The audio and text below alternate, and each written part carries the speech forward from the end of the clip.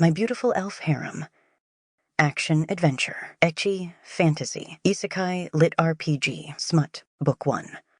Written by D. Knight, narrated by Olivia Neel. Chapter 1. The World I Used to Love.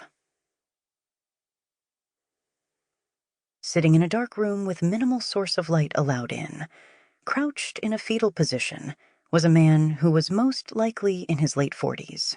The beards on his face appeared unkempt, and generally allowed to grow up to the point his lips could be barely seen.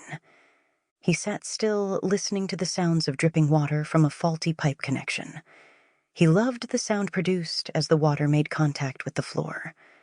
It was the one thing that kept him sane to a certain degree. Silence, a thing that he had grown all too accustomed to, was now but a tiring and reoccurring phenomenon that he wished would come to an end. But even with the acknowledgement that hope had departed him a long time ago, it was only common sense at this point that it would only be wishful thinking for him to find comfort in his current situation. Life imprisonment wasn't something to be joyous about, and in the case of Alex Riley, he never once believed he would end up this way.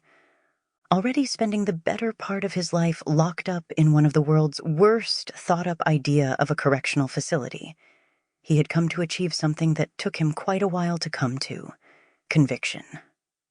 Alex was convinced that the world simply had no rules but one, and that was that it was fueled by the cruel ingenuity of man.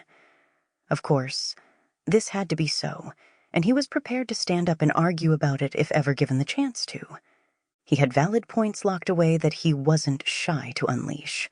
For one, if the world wasn't cruel, then why would his wife and his boss be caught having sexual intercourse right on the course of his honeymoon? Surely such event was enough to make a man question the fairness of the world.